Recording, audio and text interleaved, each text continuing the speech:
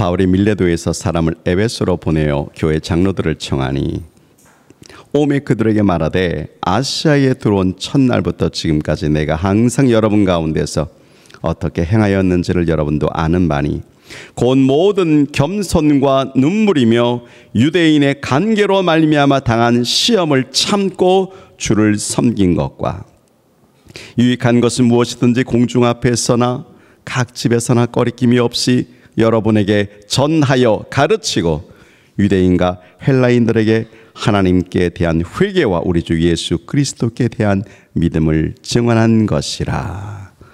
아멘. 저는 성경을 이렇게 보면서요, 성경을 많이 보는 것도 중요한데 그 성경의 본 말씀들을 머릿속에 기억하고 암송하고 그걸 가슴에 품고 그 말씀을 지켜나가는 삶이 얼마나 중요할까, 그렇게 생각해 봅니다. 그래서 성경이 우리에게 원하는 것, 성경 말씀이 나에게 원하는 것이 무엇인가, 성경이 가르치고 있는 핵심이 무엇일까. 그래서 묵상하다가 우리가 잘 알고 있는 한 말씀이 기억납니다. 마가복음 12장 30절에 있는 말씀인데요, 내 마음을 다하고 목숨을 다하고 힘을 다하여 주 너희 하나님을 사랑하라 하는 것이 그게 첫 번째 되어지는 거예요.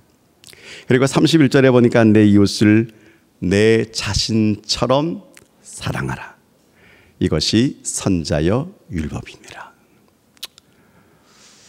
그런데 그 말씀을 이렇게 상고하면서 마음속에 이제 부담이 되어지는 거예요.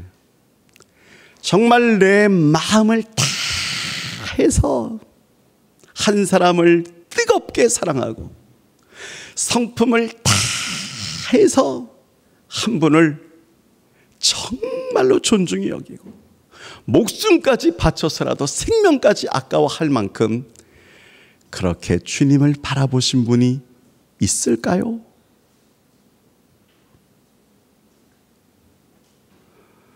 그런데 한 사람이 탁 떠오르는 거예요. 마치 돌이 쫙 쪼개지면서 샘물이 퐁 하고 솟아나는 것처럼. 그게 누굽니까? 바울 사도입니다. 여러분, 바울의 삶을 따라 살기가 그렇게 소망이 되면서도 50이 되면 바울처럼 살까, 그러다가 60이 넘어서 60 되어지면 이제 바울처럼 살까 그랬는데 어떠세요? 70이 되면 바울처럼 살까요? 70이 되어지면 오히려 교회를 하는데 너무 힘들고 어려워서 이제는 교회 일 그만.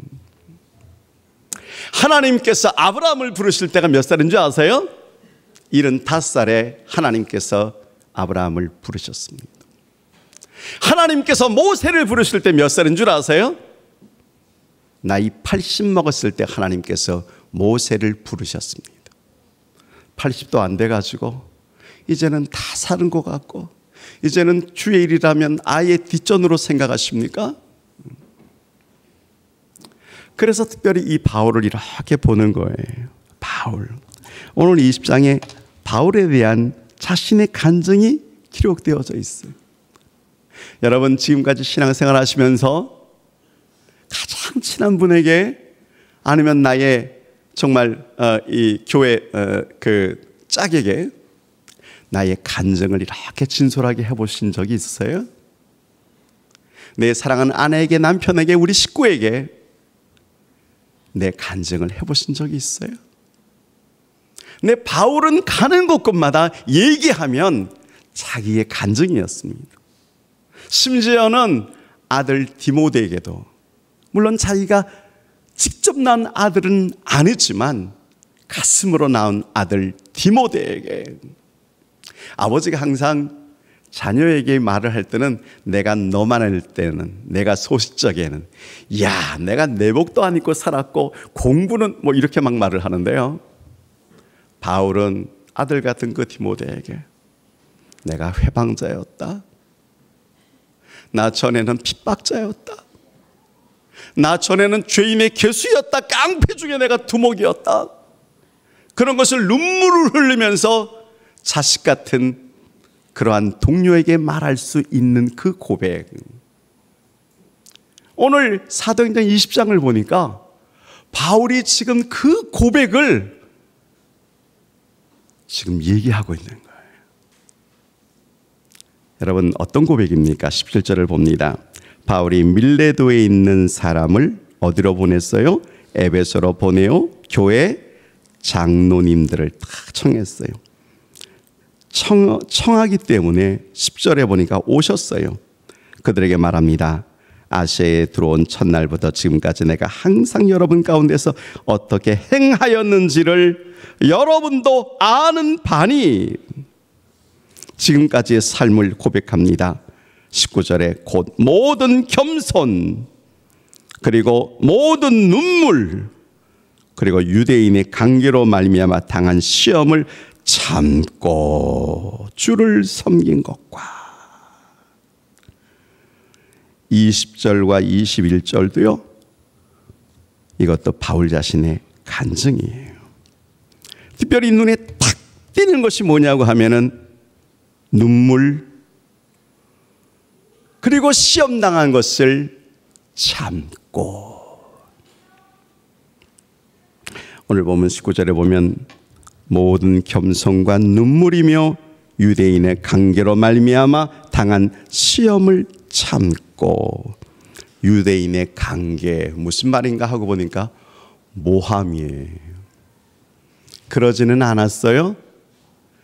그런데 그럴듯하게 말을 붙여가지고 모함을 갖다가 하니까 사실은 사실이 아닌데 사실처럼 이야기가 돌아다니고 있는 것을 그 자신이 아니까 목구멍에서 겉으로 흐르는 것이 아니라 속으로 흐르는 눈물을 꿀꺽 삼키는 그 마음을 아세요?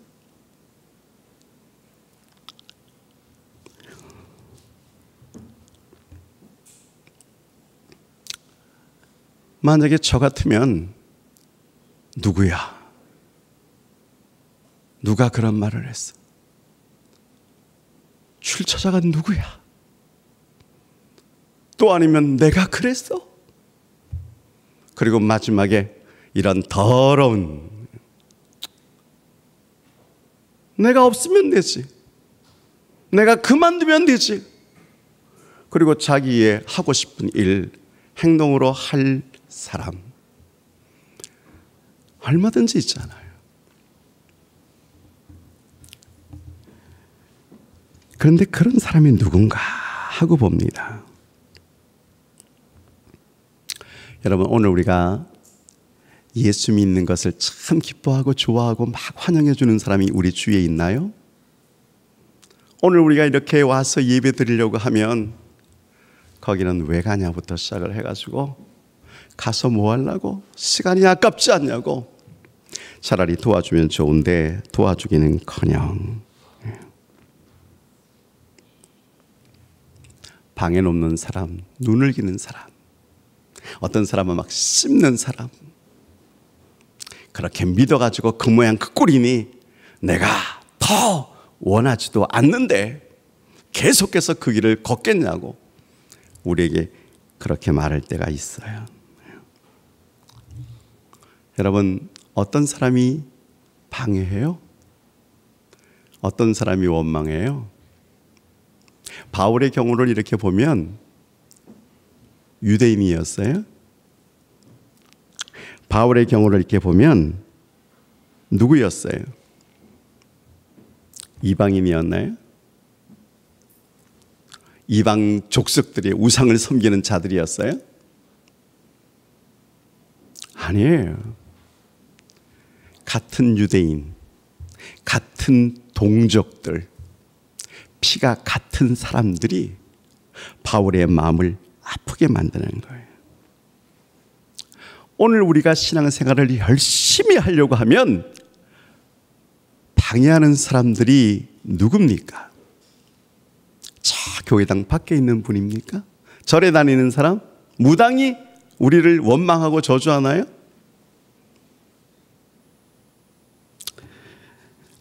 여러분, 목회자를 좀 돕고 가까이 하고 열심히 하면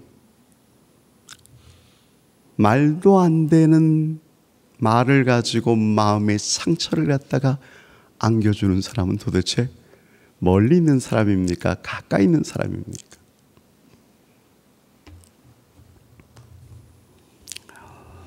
저는 불신자가 아니라고 생각합니다. 절에 다니는 사람 아니라고 생각합니다. 정말 가까이 있는 사람, 누구요? 교인들이에요. 같은 교회를 다니고 있는 교인들이, 친구들이, 성교의 회원들이, 나를 잘 알고 있는 자들이,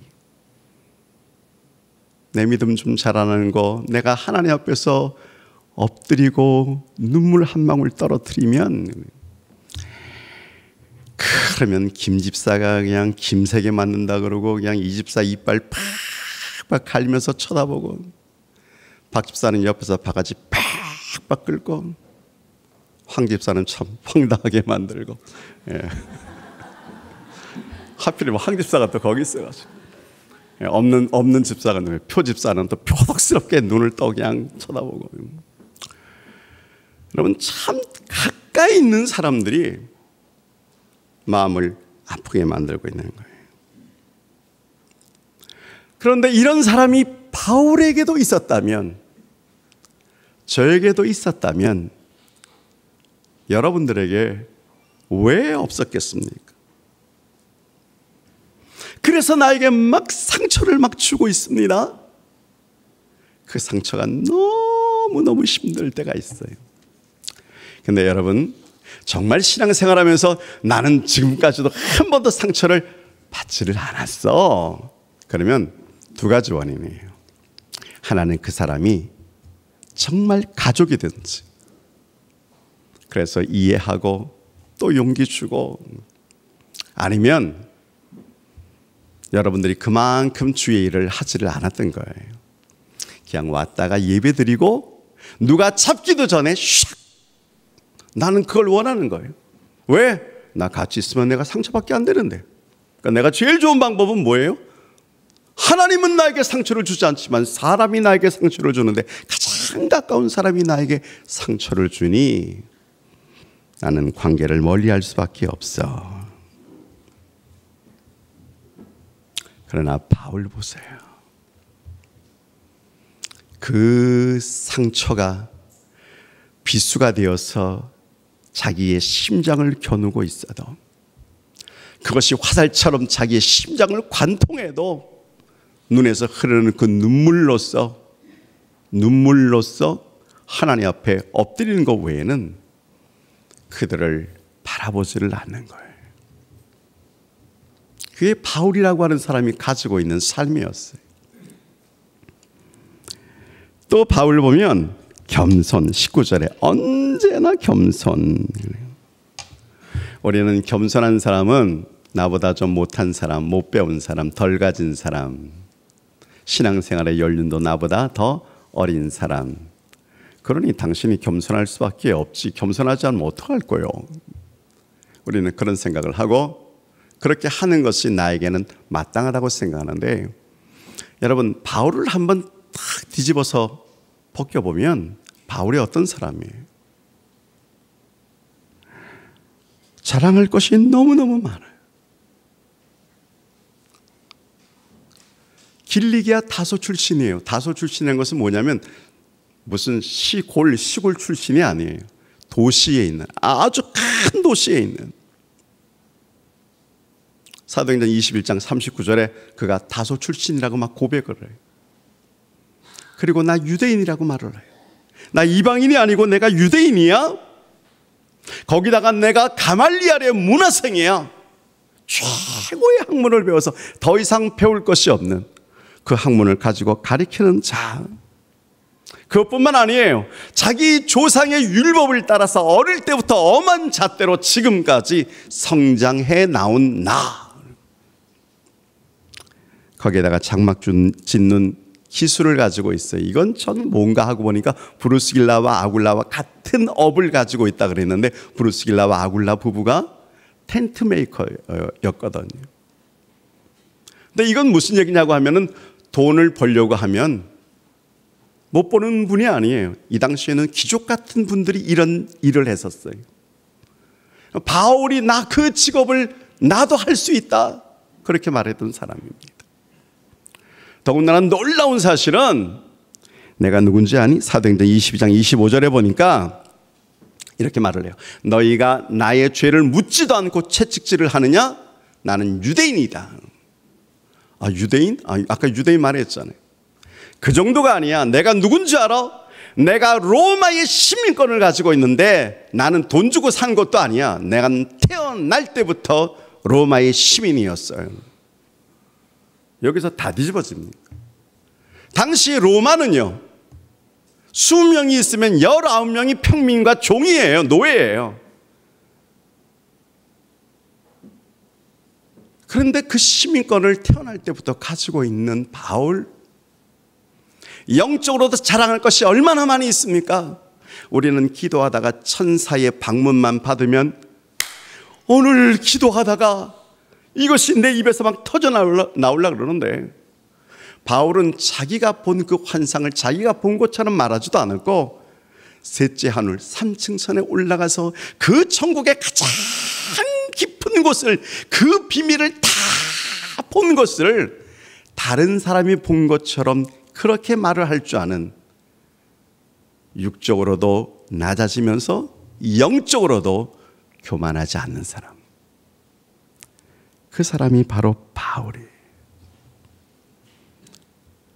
그런데 그 바울이 자기 자신을 갖다가 또 어떻게 말을 하냐면, 빌립보 3장에서 7절과 8절에 이 모든 것을 내가 배설물로, 원어의 의미를 다시 번역해서 보니까 똥으로, 똥 지금 가슴속에 품고 다니시는 분 계세요? 자기가 가지고 있는 명예, 자기가 가지고 있는 모든 물질 여기다 품고 다니는 것이 아니라 배설물로 다 자랑하지 않도록. 그리고 자기는 종이라고 생각했습니다. 노예라고 생각한 것입니다. 당시에 노예는 어떤 모습이었냐면, 목에다가 쇠를 착 굴러매고 쇠줄로 끄는 대로 가는 자가 바로 둘로스, 종의 모습이에요. 그래서 하나님의 종된 나 바울은 모든 편지를 쓸 때마다 종이라고 그렇게 말을 합니다. 그가 얼마나 겸손한 사람인지. 여러분, 여러분이 가지고 있는 성품 가운데에서 온유와 겸손으로 다져지기를 주의 이름으로 축원합니다. 그리고 19절에 보니까 겸손뿐만 아니라 눈물로. 우리는 눈물을 흘리려고 해도 눈물을 흘리지를 못해. 난 드라마상에서 어떤 여자가 참 눈물을 쭈르륵 흘리는 걸 보면, 야, 저건 안약을 집어넣나? 아니, 무슨 과거의 슬픈 생각을 하는가? 여러분, 눈물 납니까? 예, 억지로 짜도 안 나오는 그 눈물이 드라마를 보면서 눈물이 날 때가 있어요. 정말 십자가, 그 피, 나의 죄를 덮어주기 위해서 흘리는 그 피를 보면서도 눈물 한 방울 나지 않는데, 바울은 사도예요. 여러분, 화장실에 이렇게 가면, 남자 화장실에 가면 이렇게 써 있어요. 소변 탁 놓을 때 앞에 남자가 흘려야 되는 것은 비단 눈물만이 아니지요? 모두 흘리지 말라는 거예요. 아무튼 그런 말이 있습니다, 보니까. 근데 여러분, 진짜 남자가 우는 것은요, 보셨어요? 아버지가 우는 것을 보셨어요? 그때 가슴이 어땠어요? 대사도인 바울이 그냥 고백하는 거예요. 자기 간증하는 거예요. 난 눈물 흘렸다고. 저는 우리 한사랑교회 다니시는 모든 성도님들, 우리 장로님이야 우리 권사님들, 우리 순장님들, 우리 찬양대, 우리 교사들, 우리 각각의 보직을 맡으신 분들이 자기의 일을 다시 한번 생각해 보면서 하나님 앞에서 그래도 눈물을 흘릴 수 있다면, 교회 봉사자들이 가슴 속에서 우러나오는 그 눈물이 그게 있다면, 제가 생각해 봤습니다. 내가 교회를 맡으면서 제일 먼저 언제 한번 울어보았는가. 참 정말 아주 기억납니다. 3층인가요? 2층에? 3층에 한 18평 되어져 있는 곳에 강례상에서 첫 번째 의자까지, 첫 번째 의자에는 다 안 앉아요. 왜 안 앉느냐 그러면 목사님이 열변해서, 그때는 얼마나 젊었어, 한 30대니 목사님 너무 열정적으로 설교하면요 침이 똑 하고 떨어지는데 안경에 떨어져요. 그래서 그거를 어떻게 치워야 될지, 벗어야 될지 말아야 될지, 그래서 첫 번째 줄에는 못 앉는다고 그랬는데, 지금도 기억이 납니다. 강례상에 쓰면 화장실에서 있는 분의 모습이 이렇게 유리로 보이는 거예요. 아무튼 그때 제가 새벽 기도할 때 참 많이 울었습니다. 다른 것 아니에요. 제일 마음속에 그냥 와닿는 게, 제가 이제 그 대방동에 공군본부에 있었는데요, 군종으로 있었습니다. 군종이 하는 일이 뭐냐면 나중에 교회당을 쓸고 닦는 일. 그런데 어떤 때는 혼자서 그 일을 해야 돼요. 그걸 어떻게 빨리 이 교회당을 닦아요? 그러니까 장의자를 그냥 쭉 손으로 밀어버려요. 앞에서 밀면 안 밀리니까 뒤에서부터 탁탁탁탁탁탁 밀면 앞에까지 다 밀려가지고 반 정도 이렇게 서 있으면, 그때 그냥 팍 치우고, 그 다음에 그걸 한꺼번에 자동 시스템으로 딱, 의자가 오는 방법은 뒤에서 그냥 군홧발로 펑 한번 차면 그냥 앞에까지 털렁털렁. 하나님의 전에 성물인데, 하나님의 성전인데, 몸인데,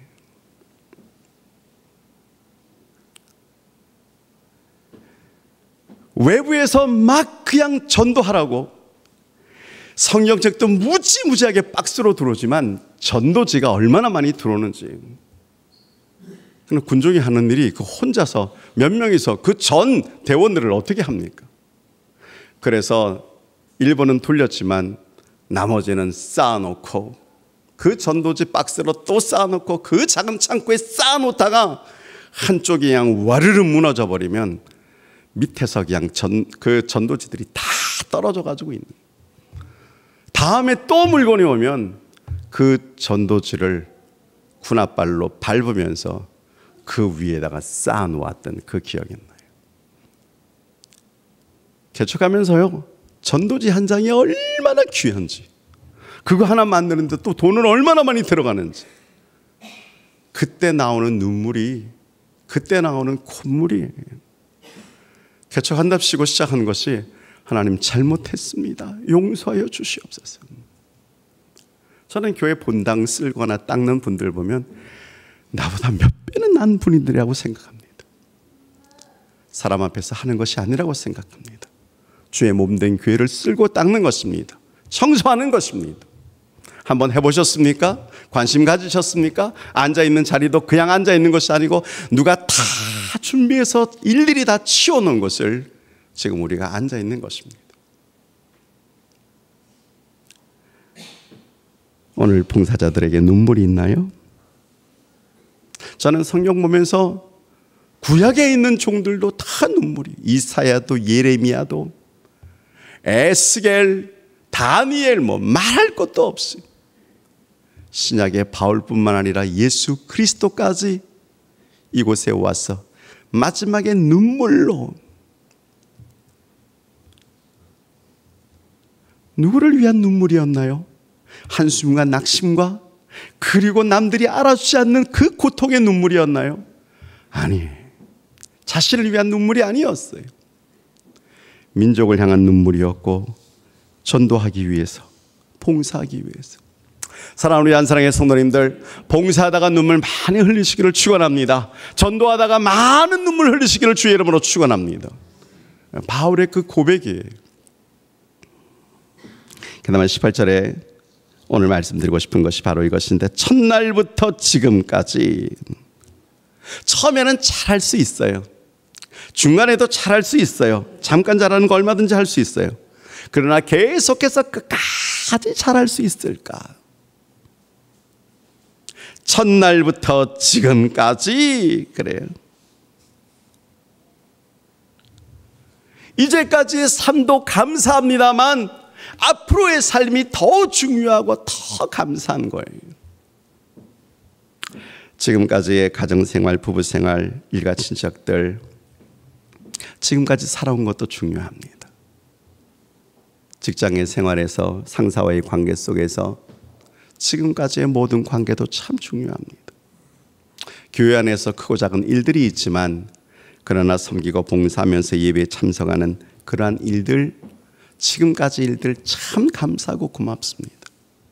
그러나 지금까지보다도 앞으로가, 이제부터가 더 중요하지 않아요? 더 감사하지 않아요? 지금까지의 만남도 중요합니다. 여러분과 저의 만남도 중요합니다. 여러분 옆에 있는 분들과의 만남도 중요합니다. 부부의 만남도 중요합니다. 인간은 다 혼자서 살아가지 못하고 관계를 가지고 살아가잖아요. 학교에서 친구들과의 그 관계 속에서도, 직장에서도 동료들과의 관계 속에서 수없이 많은 관계는 결국 만남인데, 만남을 어떤 분이 이런 글로 올렸어요. 만남은 세 가지의 만남이 있다. 생선 같은 만남이 있다. 꽃과 같은 만남이 있다. 손수건과 같은 만남이 있다. 생선 같은 만남이 뭔가 하고 보니까 옆에만 있으면 비린내가 나는 거예요. 손으로 이렇게 만지면 찐득찐득거리는 거예요. 그 냄새가 코를 찌르는 거예요. 나중에 시간 가면 더 부패한 만남이 되어지는 거예요. 그런 사람은 잊어버리려고 또 씻고 기억하지 않으려고 할 것입니다. 그런 만남은 자기에게 별로 소중하지 않는 만남이 될 것입니다. 꽃과 같은 만남이 있습니다. 너무너무 화려하고 냄새들 맡을 때 그냥 가슴속에 환히 뚫려지는 것 같은 그러한 막 기쁨이 있고 충동이 있습니다. 근데 하루가 지나고 한 달이 지나고 시들어가지고 말라 비틀어졌는데 처음의 모습이 아닌 거예요. 속았어요. 잘못 만난 거예요. 눈물이 터져 나오는 거예요. 가슴이 아픈 거예요. 손수건 같은 만남이 있습니다. 어디에 처박아 졌는지 몰라. 가방 속에 있든지 주머니 속에 있든지 보이지는 않지만, 그러다가 갑자기 손수건을 꺼내들 때는 눈물을 닦기 위해서 꺼내들고 더러운 가래나 침을 갖다가 닦으려고, 땀방울 닦으려고, 그래서 그 손수건이 쓰이는 것처럼 여러분의 그 지금까지의 만남을 가만히 보면 어떤 만남입니까? 남에게 유익을 주는 만남입니까? 아니면 오늘도 같이 만나는 게 너무너무 힘들고 어렵습니까? 여러분, 저는 여러분이 지금까지의 수없이 많은 만남들이 있었다고 하지만 마지막 주님과의 만남만큼은 가슴이 점이 오도록 눈물을 닦아도 그 은혜, 그 영광 어떻게 해볼 수가 없는 그런 친정한 만남이 있기를 주의 이름으로 축원합니다. 교회당에 들어올 때 나의 죄를 씻겨주기 위해서 보혈의 피를 흘리신, 채찍을 맞으신, 십자가에 달리신 그 보혈의 피, 그뿐만 아니라 이전 것은 지나가고 새롭게 만들어 주시면서 주님 손에 붙잡혀서 주님과 함께 동행하는 그 은혜의 삶. 여러분, 그런 만남을 가지고 싶지 않으세요? 그런 예배를 드리고 싶지 않으세요? 오늘 시간 기도할 때 주님 나에게 찾아와 주십시오. 제가 이번 주에 어느 목사님한테 들었습니다. 당일실에 있는데 부부가 이렇게 다 와서 목사님 좀 뵙고 싶어요. 그런데 앉는데 눈이 벌써 씨빨간 거예요. 많이 울었다는 거예요. 무슨 말을 하려고 하나 하고 조마조마하는데 봉투를 이렇게 다 꺼내면서 저희 부부가 교회당 건축할 때 작정한 금액이 있었는데 지금까지 10분의 1만 내놓고는 10분의 9를 못 내놓고 있었습니다.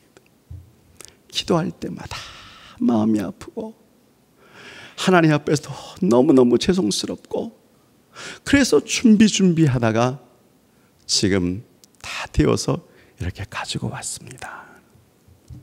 그 목사님이 그 말을 듣고는 뭐 할 말이 없어서 기도합시다. 기도를 하는데 그냥 뜨거운 축복의 기도가 그냥 막 나가는 거예요. 제가 그 얘기를 들었습니다. 나는 하나님 앞에서 약속한 것, 그것을 약속을 했으면서 지키지 않은 것 혹 있는가? 생각했습니다. 그 부부가 생각났습니다. 야, 10년 전에 한 약속, 10년 동안 한 푼, 두 푼 모으면서 준비하는 그 삶이 얼마나 아름다울까.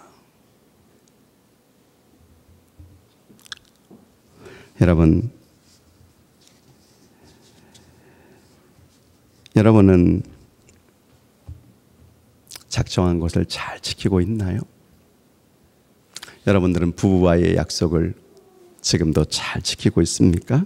사람과의 약속도 얼마나 중요한지 모르는데 하나님과의 약속이 얼마나 중요한지 몰라요. 그래서 그분 딱 바라보면 그분은 나를 이미 알고 계시고 나의 연약한 부분, 나의 허물, 나의 가증스러움, 사람 앞에서는 빙긋 웃고 있지만 주님께서는 모르시는 것이 없는 그분 앞에 서면 우리의 눈에서부터 눈물이 있다면 그 눈물이 나의 영혼을 윤택하게 만들어 줄 것을 분명히 믿습니다. 이런 삶을 바라보면서 성경을 보고 성경에 있는 자를 바라보면서 결국은 예수 그리스도를 바라보는 그 삶, 그게 신앙이 아니겠어요? 제가 18절에 이 첫날부터 지금까지, 그래, 이 단어가 왜 이렇게 필이 빡 꽂혔냐면은 제가 오늘 마지막 설교를 하는 거예요. 다음 주부터는 여러분이 저를 보고 싶어도 이제 못 보는 거예요. 정말 그렇습니다. 이야, 이제 드디어 엄목사 안 보는구나. 드디어 저 설교, 저 목소리. 그래요, 여러분. 그래서 제가 생각했습니다. 오전은 여기까지만 딱 하고 오후는 3분의 1만 아주 짧게 해가지고 그냥 기억나가지고 다른 분이 오시면 아주 길게 하는데 우리 목사님 정말 짧게 했는데 이렇게 좀 하면 얼마나 좋을까. 생각처럼 잘 되지도 않아요. 오늘 아침 설교만 30분 다 되도록 했으니까요. 여러분, 그렇지만 저는요, 오늘 이 본문 속에서 정말 겸손으로 일하려고 했습니다. 눈물로써 섬기려고 했습니다. 그리고 인내로써 참고 그리고 섬겼습니다. 여러분들에게 유익하게 하려고 전한 모든 말씀과 회개와 믿음의 말씀, 그걸 잊지 말아 주시길 바랍니다.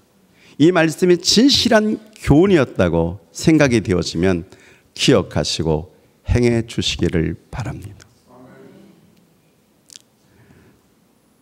저는 제 마음속에 꿈이 하나 있다면 우리 한사랑교회 성도님들이 모두가 하나님 앞에서 칭찬을 받는 것입니다. 그리고 목사야, 그 가정이 그렇게 복되구나. 그 얘기 들으면 얼마나 여러분 가슴속이 찡 하겠습니까? 저는 오늘 이 본문의 그 마지막이 이렇게 끝납니다. 36절에 보면 이 말을 한 후 무릎을 꿇고 그 모든 사람들이 함께 기도하는데 37절에 다 크게 울며 바울의 목을 안고 입을 맞추고. 정말 이 말씀대로 되어지면 저는 끔찍하다고 생각합니다. 우리 오장로님이 그냥 막 목을 끌어안고 입을 막 맞추고 막 그러려면 저는 막 그냥 살이 막 이렇게 돋을 것 같아요.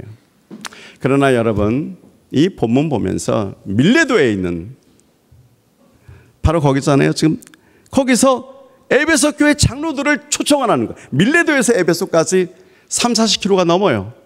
그런데 지금 바울은 로마로 가야 되는데 시간이 없어가지고 그분들을 초청을 했어요. 근데 거기까지 온 거예요. 제가 초청하면 여러분 오시겠어요? 제가 간다 그래도 잠깐만요. 여러분 초청을 하니까 왔고, 항구에서 만나서 여러분 내가 지금까지 처음부터 지금까지 이렇게 목회하지 않았습니까? 그럴 때 그 에베소 교회에 있는 그 캡틴들이, 그 사역자들이 손을 놓지 않으려고 끝까지 매달리는 그 장면을 보면서 목회자와 성도의 관계를 다시 한번 생각해 봅니다. 저는 안식년을 맞이해서 잠시 쉼을 좀 가지려고 합니다. 저만 가지는 것이 아니라 저희 부부가 같이 가지려고 합니다. 그래서 오늘 이 메시지가 마지막 메시지입니다. 여러분 25년 동안 한 단에서 가르쳤습니다. 말씀만 수만 번이 넘습니다. 혹 그 중에서 기억되어지는 말씀이 있으면 그 말씀 부여잡고, 그리고 말씀 안에서 정말 진솔하게 하나님의 영광을 받기에 부족함이 없는 우리 안사랑의 식구들이 되시기를 주의 이름으로 축원합니다.